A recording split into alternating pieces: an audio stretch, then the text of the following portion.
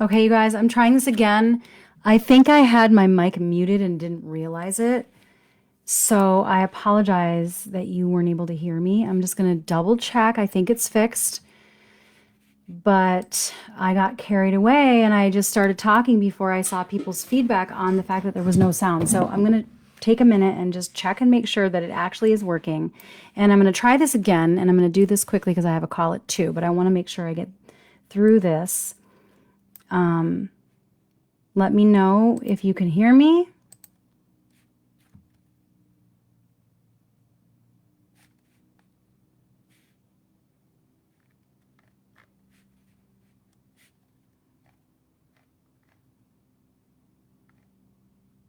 Can you guys hear me now?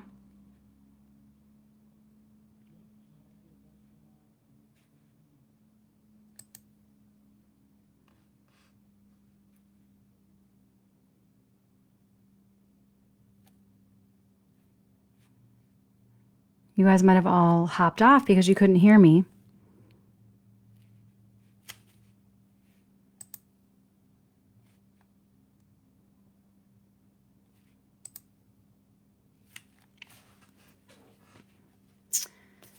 I'll check my own phone and see if it's working.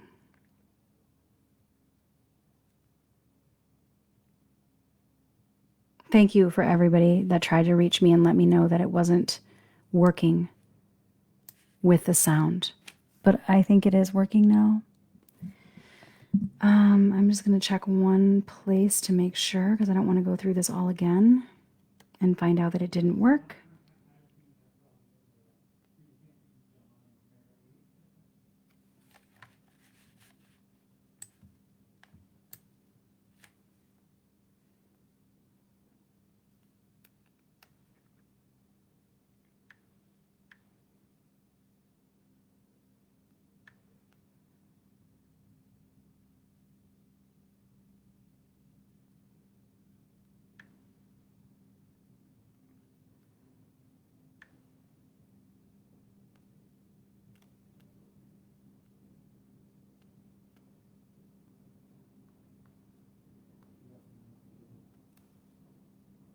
Okay. Okay, thank you, Mary Lynn. I appreciate that. All right, you guys. I'm going to try this again. I am here today to talk about commitment in marriage and what this really means, because I talk to people almost every single day about commitment in their marriage and wanting to transform their relationship. And they say that they're really committed, but I think that there's some misconceptions around what commitment actually is in marriage and what commitment means when we're talking about changing our patterns that are not serving our goals.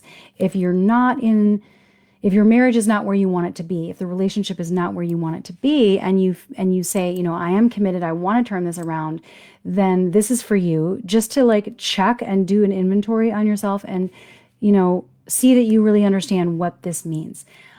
Because I think that everybody that I talk to that wants to transform their marriage, they want to get on the same team for life. They want to make their marriage happy. But I think there's misconceptions around what that actually takes when people say that they're committed. So today I want to do a deep dive on the meaning of commitment. And I'm going to share with you what most people get wrong about commitment, what commitment really means. And then I'm going to share the 6 components of true commitment in marriage. These are the things that I've noticed after 15 years of doing this. These components of commitment really separate out the couples that are able to transform their marriage, who succeed against the odds, and separate them from the couples that just fall apart, even though they really care. They are really committed, they are really loyal, they really love their spouse more than anything, but they're not able to make it work because they really didn't know what commitment really meant. And so that's really what this is about, is to help sort of anchor in whatever work that you are doing, or to help you frame the work that you're considering doing if you have not started yet. So first I want to start with just the straight dictionary definition of commitment is the state or quality of being dedicated to a cause, activity, etc. So the key point being dedication. Dedication is different than a mental stance. We think of commitment as a mental stance, but dedication is a way of showing up consistently over time, minute to minute, hour to hour, day by day. It's that it's the way we show up over time that reflects our dedication to something, as opposed to singular grand gestures or emphatic declarations of love, or how important something is to us. What most people get wrong is that they think it's about love, they think it's about loyalty, they think it's about how much they care and how strongly they feel. So I'll have people say they're really committed because they love their spouse more than anything. They really want it to work. They don't want to break up the family. They don't want to lose the relationship. They might have a lot at stake, whether it's a generational pattern that they're trying to break, or just a lot that they've been through, and they really want to get to the other side and feel like, we do love each other. We've been through so much together, and I want it to be worth it. I want to come out the other side and say, thank goodness we stuck this out. They also tell me that they're committed because they have no doubt about their spouse. They have no doubt that this is what they want. They're not thinking, oh, the grass might be greener. They're not questioning whether or not they want to be with their spouse. And that can be confused with commitment, right? Or fidelity and being faithful and saying there is nobody else. I'm not even thinking about anybody else. There's no one else for me. This is my person. You can have all of that and still not be totally committed. And that's, I think, what I want to get across too, is that you can have these things and these are wonderful and they will make up commitment. They will contribute to the overall commitment, like in terms of your level of care and your emotional investment into something. But when it comes to the actual dedication piece, it's not the same. Some people will say that they're really committed because they are willing to go to counseling once a week or every other week. They'll go to a 50-minute counseling session, or they're willing to do that. And that can be seen as a demonstration of commitment. They might pledge to change, own their part, apologize, set their intentions for a different future, come together and read books together, or they'll agree to stay in the marriage no matter what, no matter if it's healthy or not. And think of like commitment is staying in this marriage for 60 years until I die, no matter how miserable it is, no matter how toxic it is, no matter what generational trauma pattern I'm perpetuating into the next generation, no matter what legacy I leave, commitment is staying together till death do us part. And that's sad to me, because not that I don't see the value in that. And I know that it's so great to be able to stick something out no matter how hard it is. But when you're spending that much energy being in pain, or you're spending that much energy being caught in like a toxic marriage just so that you can say that it was successful because, you stayed together at all costs, all of that energy could be spent on making it healthy. It wouldn't take any more energy, any more discomfort or pain, growing pains. It's just a reallocation of that energetic resource, I think, where people get that wrong. It's like, if you're willing to do that, yes, you have commitment. You have commitment to staying together in the marriage. But what I'm really talking about is commitment to making the marriage healthy and doing the inner work to change your part in the dynamic, to be a catalyst for the change overall in the dynamic. So I think a lot of people declare their commitment and then they hope for the best, or they might go to a couple counseling sessions, read a book, and then they have some conversations and they say, this is what we're going to do differently. Here's what I'm going to agree to never do again. Here's what I'm going to agree to do going forward. But without the deep inner work, there really won't be follow through for the long haul. It'll be like temporary changes and then you'll backslide. Because if you don't internalize the intention, and if you don't internalize your intentions into a new way of thinking and a new way of being that then becomes your default, that then creates your new lived experience, then it's just going to be temporary changes. People backslide and then they get hopeless because they're like, we tried everything. We already tried this and it didn't work. And that is a shame to me. Like, that makes me seriously sad, because I think that's a shame that they thought that they did everything that they could and they threw in the towel when they really didn't want to, because they didn't see any other way, right? That hopelessness that comes prematurely because they think they've tried everything, when they haven't really done the deep inner work, which I'm going to get to in just a second. But all of that stuff that I just shared that gets confused with commitment can be part of commitment, like I said. But what commitment really is, what commitment really looks like in my mind, and what I see makes the difference between couples that succeed versus couples that don't, is it's really about the willingness to do the inner work, like I said, to dedicate yourself something beyond just like caring, but changing your actions on a day-to-day basis, changing the energy that you bring to every interaction, changing your perceptual filter so that you make different meaning out of things. That's not an easy thing to do. But when I think back on my successful clients and the people who have been able to transform and say, gosh, I can't believe, we're on this footing and this is really amazing, and they're celebrating, they really had to do these 6 things, all 6 of these things that I'm going to share with you.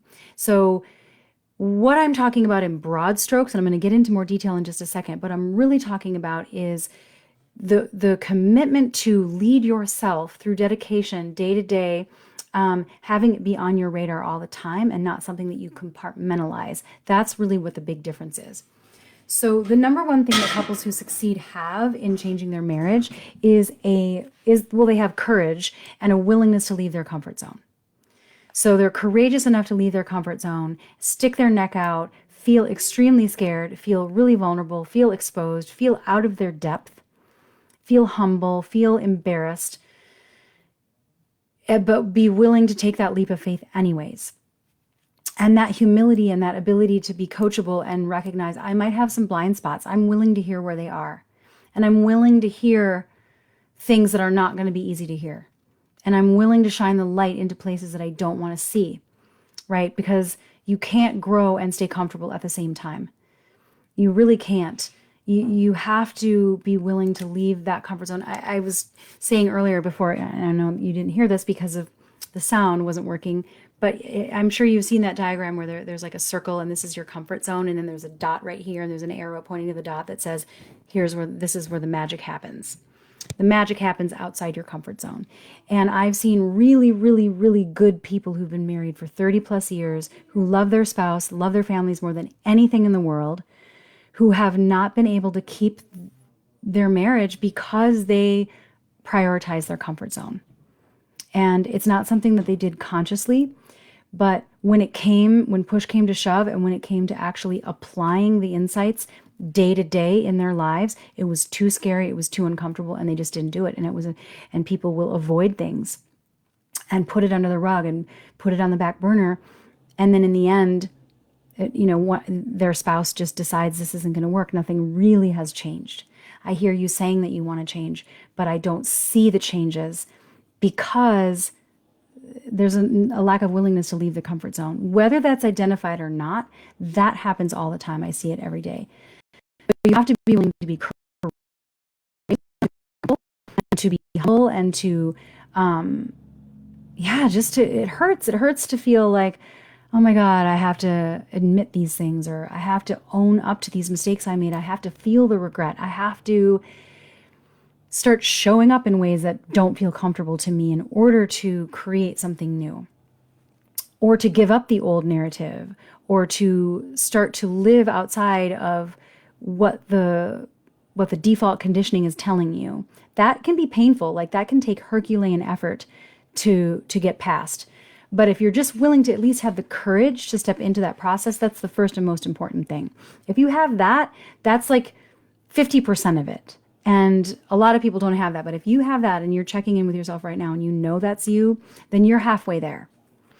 The second thing you have to have is a willingness to do the inner work, which I alluded to already, which is shining that light and looking at yourself and being able to say, here's what I need to work on. Focusing on yourself and leaving your ego at the door and leaving any illusions of control that you have outside the gate, and being willing to look at the part that you play every single time, no matter how wrong your spouse appears to be, no matter if you think that it's 95% their fault, always being willing to say, what part did I play? Even if it's small, how did I make things worse? What assumptions did I make that weren't correct? What assumption was I operating from without even knowing it? What is the meaning that I'm attaching to something that caused the problem? That kind of introspection has to be a part of the process. It can't just be about understanding the tools and then teaching it to your spouse and hoping that your spouse just comes on board, gets on board. You have to kind of lead by example first and just start showing up 100% owning, even if it's your 1% of the problem, you own 1,000% that 1% that's yours, and work that, like crazy, like your life depends on it. That's where the catalyst, that's where the turning point happens, because you're disrupting the dance that you've been doing for so long. And it only takes one small thing to disrupt the equilibrium and create the possibility of a new narrative. The third thing you have to have is discipline. And just like you would be putting time into a bachelor's degree or a master's degree or a fitness goal, if you're running a marathon, it's something that you would be putting effort into every day. It takes discipline to stay the course. If you have a goal in mind, if you have an outcome that you don't yet have, and you're trying to reach that, it's going to take discipline to get there and to take those action steps little by little, whether it's a big step or whether it's a small step. Just staying the course takes a lot of discipline. And I think it comes down to, like I said before, being able to lead yourself through the challenges, leading yourself through it even if it sucks. Like, I have to go running today even though it's raining, but if I'm going to run this marathon, I need to go running anyways. It's not comfortable. It's not fun.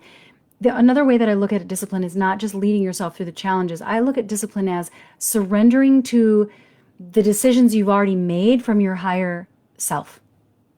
If you have gotten really clear on your vision and you have really great goals and you are committed to elevating your relationship, then you break that down into action steps and you know what you have to do to create that. Then you surrender to that decision, even in the moment where you're old, the old story is like trying to talk you out of it. Or there's a part of your mind that's trying to talk you out of doing it. You surrender to that. You're like, I've already decided. This is what I've already decided. And so I'm just going to show up and do it anyway. That's what discipline is. It's sort of like if you're trying to get 6-pack abs, you're going to have to notice what you're eating every single day, every single meal. You're going to have to do exercises every single day. It's not going to be something that you just put on the back burner, and just do once a week. The other thing you have to have, the fourth thing that is super important in commitment, is you have to be willing to spend your resources, time, energy, and finances on elevating or up-leveling your relationship. This is true for any up-leveling. This is true whether you're going to up-level your business. This is true whether you're going to up-level your health, or whether you're going to learn a new skill set, whether you're going to get a black belt in martial arts, whatever it is, you're going to show up, you're going to put some energy into it.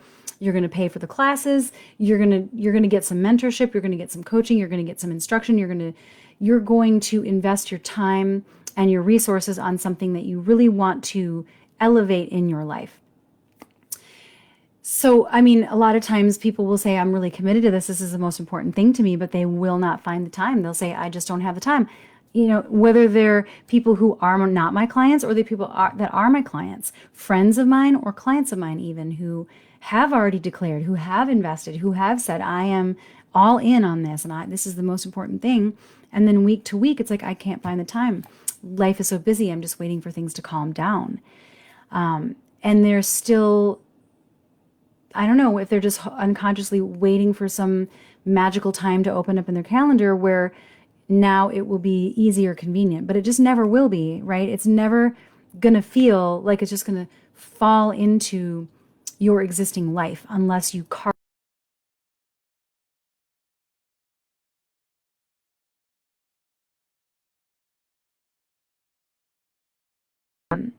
I always tell people, like, if you don't have a plan, if it's not on your calendar, you don't have a plan. You don't have a plan at all.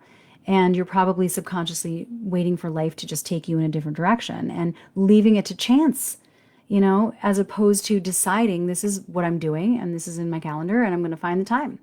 And if that means I'm not going to watch this show on Netflix, then I'm going to I'm going to let that go, or I'm going to say no to friends, just like I would if I had finals week. I would say no to hanging out if I wanted to get a good grade. It's the same idea, but I don't think we tend to think about that when it comes to relationships. Also, you have to be willing to work on it every single day. When I talk about investing your energy and your time into it, it's not just once a week. It's not just the 50-minute hour. It's not just the coaching time. It's the gratitude work. It's the homework. It's the self-study. It's the setting your intention every single morning. It's the journaling or whatever it is that you're doing to anchor yourself in the new way of being. If you're not putting that top of mind every single day, you're not making it your priority. If you're just going to say, I'm only going to spend 2 hours out of all of the hours that I have every week on it, then you're not really making it a priority. So I think it's like going back to the whole, health thing. If you were going to change your health, or if you were going to try to achieve something professionally, you wouldn't argue with the fact that that was going to take time. And you wouldn't argue with the fact that this is the time that the class is and this is what the homework is. You know what I'm saying? You would just do it because you know that's just what it takes to reach your goal. And relationship up-leveling is the same thing. In terms of financial investment and the willingness to step up and be able to say, I want to transform something. I've seen a lot of people over the years who are not willing to pay more than the copay that they have within their limited insurance for couples counseling, traditional couples counseling, even though the outcomes are very poor. But then they'll spend, $50,000 on a divorce. Or they'll spend $25,000 on their wedding and nothing on their actual relationship. And most of us weren't taught this stuff. Most of us were not modeled these healthy relational tools in life. So it's really a backwards way of thinking. How is it that we expect ourselves to know this stuff? How is it that we expect ourselves to learn and integrate mastery over relational skills that we were never taught if we don't carve out the time and invest in the right mentorship, whatever that is for you? There's a lot of different options out there. But the traditional couples counseling model is, that fee for time model, that sense of like, I'm paying for your time and that's what's going to change things, as opposed to looking at it as this is an investment in my future, and this is an investment in the most important thing in my life that is the foundation for every single thing else that matters to me. That's what it takes, is being able to say, at least being willing to get resourceful and look at what are my options, how can I make this the priority? I know people who have paid thousands and thousands of dollars in consumer debt for eating out and fun things.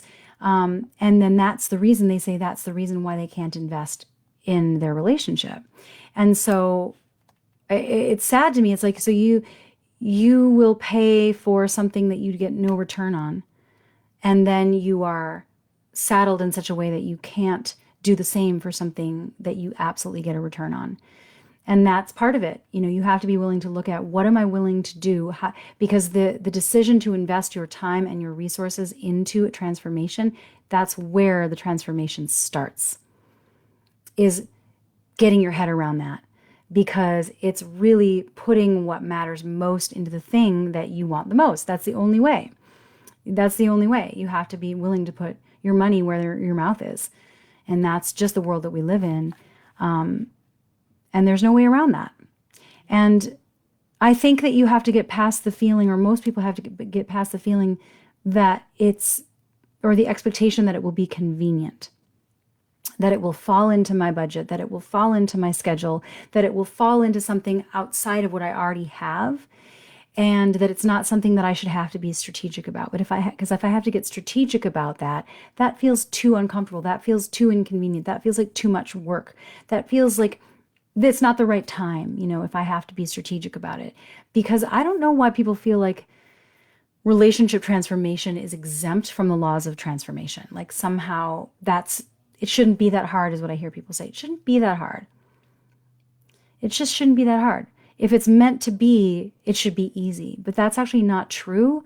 If you are trying to overcome a conditioning from your past that is not healthy, if you have poor modeling in your family of origin, if you have a spouse where you have really deeply entrenched patterns that have been going on for a really long time, you can't just will your way out of that. It's got to be something that you go all in on in order to make that the number one priority, and everything else will fall in around that. That's the right way to think about it in my mind.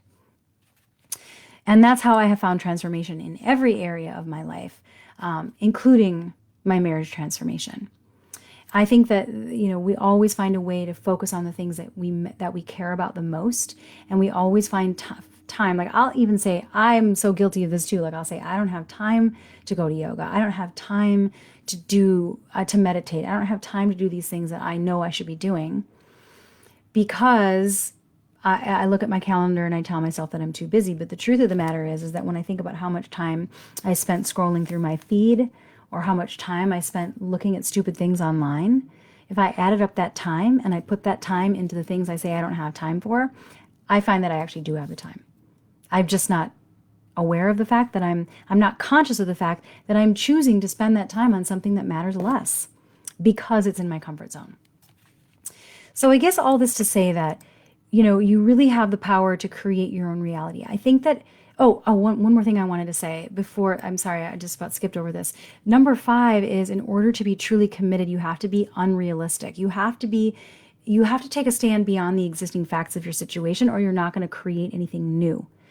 The facts don't matter when you're committed, because if you hold a vision of where you want to go and it's outside of what you already have, you don't have a choice except to have faith. You don't have a choice except to raise your level of what you think is possible beyond the existing circumstances, because what's real in your life right now is just the residue of what has come before. Anything that's real in your life right now is a reflection of what's already happened. And it's in the present moment that we create our future. And so if we start doing things differently now and start taking different stands now, that will impact on what we experience in the future. But we can't use the past as a yardstick. If we look at what has happened in the past or what's happening now as a way of like predicting or determining what we think is possible in the future, we're never going to create anything new. Right? We're just going to be staying right where we are because we're using those criteria to guide us. And so we have to think big. We have to think beyond what is real. It's an inside out decision. It's the ability to say, I'm taking the locus of control back. I'm not going to look at what's real and let that limit my vision. I'm going to, from the inside out, feel my way into and imagine what I really want and then start taking steps to get there. You can't think, let's wait and see. You can't think, I'll believe it when I see it. It's the other way around. You're going to see it when you believe it. So you really have to have faith. And that's what I mean when I say you don't want to be realistic. When you're trying to elevate your relationship, you want to think beyond what is real. That's really what we're talking about, is we're talking about having faith, and we're talking about inside out as opposed to outside in. And that's a central premise to radical transformation. Anything that doesn't base their work on that premise is gonna stay kind of like, it's gonna be like an improvement of what you have, but it's not gonna be a radical overhaul. It's not gonna be something where you're completely changing the foundation of your marriage and making it better than it ever was before. It's gonna be just like a little bit of an upgraded version, but the foundation will more or less be the same if you don't get unrealistic. And this speaks to the 6th thing that I want to say, and this is a premise that I'm always telling people and reminding myself too, is that we create our own reality more than we think we do. We have more power than we think we do. And commitment, true commitment, is nothing less than full ownership of all of the power that we have and the choices that we're making. Even if the choices that you're making are to spend more time on something else in your relationship. There's no shame in that. There's no judgment on that. It really is just taking full ownership so that you can claim your power back, right? And say, I can disrupt the pattern. I can raise the bar. I can elevate my marriage through strong beliefs, through solid loving boundaries, through learning the relational skills to create a healthy marriage for life. I can catalyze that. I can do that. Even if my spouse doesn't get it, even if my spouse doesn't want to look at the books I'm reading, even if they don't understand it, that doesn't matter. And I think so often we feel like we need the other person's buy-in, or we need somebody else to say, yeah, that sounds like a good idea, instead of just knowing for ourselves, this is what speaks to me, this is what I want to do, I'm going to take a stand, and I'm going to create my own reality. So if you're committed truly to radical change in your marriage, and you really are wanting something different, then you have to make it your priority, and you have to think of it as an inside-out transformation, as opposed to, let's see how I can manipulate the external conditions, or how can I use the external conditions as a way of gauging what I can do and what I can't do. So that's it. It's those 6 things. If you can integrate those 6 things into your mindset and integrate that into your decision making and into the steps that you take towards changing your marriage, then you truly are committed. And that would be the yardstick I would use to measure someone's commitment on. So I would invite you to look at like yourself and ask yourself, what am I truly willing to do differently? What changes am I truly willing to make? Like, not just say that I will, but actually find the time to do it and to where am I willing to make myself uncomfortable? Where am I willing to rearrange my life to fit around this as the most important thing? Making my relationship the most important thing so that it can be a really healthy foundation to sustain my life dreams and to sustain the future legacy of this family and the next generations. That's what's at stake. You know, your legacy is at stake. And I think that when you get really clear about that and you make that the priority, and you're willing to get uncomfortable and willing to be inconvenienced and willing to actually do the work from the inside out, no matter what anybody else says, that's what true commitment is. So ask yourself these questions. Take an inventory and ask yourself, like, there's a couple questions that I would invite you to ask in particular to help you get clarity around, you know, where you're at with this and take your temperature on this. Aside from what am I willing to do differently, and, you know, to change the things that you don't like, ask yourself, where am I willing to stretch? What can I fully own? And what do I want to create? What can I own about the steps that it will take to create what it is that I want? And then how much time am I willing to spend? What are you willing to give of yourself? How uncomfortable will you get in order to do it? And if you're not willing to get uncomfortable, if you're not willing to do something differently, then you're just not that committed or dedicated to transforming your marriage. And there's no judgment on that. It's just to help you feel less powerless and recognize the power that you do have to own your choices or change your choices. Own them or change them. Those are the only two things that are healthy to do if you don't like where you are. If you like where you are, then that doesn't apply. But if your marriage or any aspect of your life is not what you want it to be, then you just have to own your choices and make different choices, or just accept it the way that it is and be clear that that's what you chose. You know, and there's something empowering about that too. Like, it's good enough and I'm choosing that. Fine. That's okay too. Like, you have that choice. As long as you know that it's your choice, and as long as you know that it's not you are trapped by circumstance. Because I really don't see it that way anymore. I really have just come to see, especially when I've witnessed what feels like miracles to witness. It feels like a miracle to see people who just they come out of the ashes and they are, you know, new people, and they have a new dynamic and a new relationship after so many years. And when I see that happening, it really feels like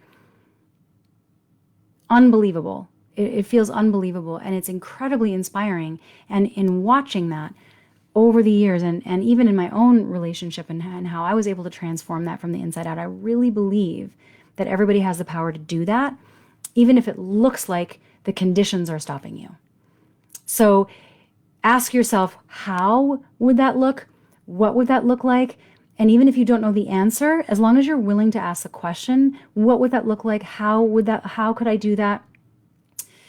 I don't know the answer, but I'm willing to think about how. I'm willing to entertain that idea instead of just limiting myself. That's really what commitment is. So I hope this was helpful, you guys. I'm going to just pop in to see if there's any questions. On the live stream, just to see. And if not, I will come back, because those of you that are going to come back and listen to this later where it's not live, I will be checking the questions and I'll be checking the comments to make sure that I reply to any questions that you have. And I will also put a link down below if you are struggling in your marriage and you want to explore support. If you are committed and you are willing to make that the priority, I invite you to book a call with me.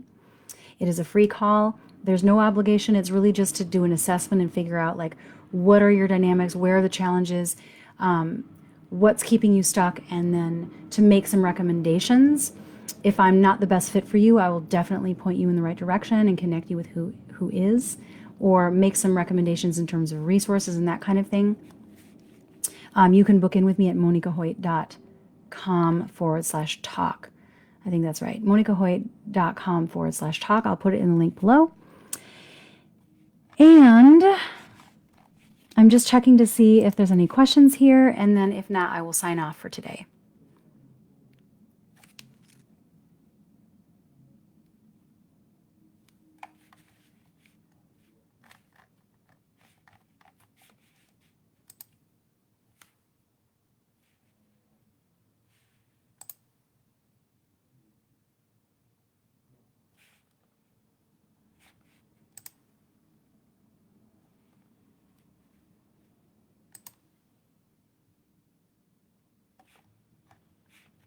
All right. Well, you know what? My computer's not working for me right now. So I will circle back later. You guys, if you have any questions, please put them in the comments below and I will answer them. Thanks for tuning in, and I will catch you next time. We have another live stream on Friday, so I hope you can make it.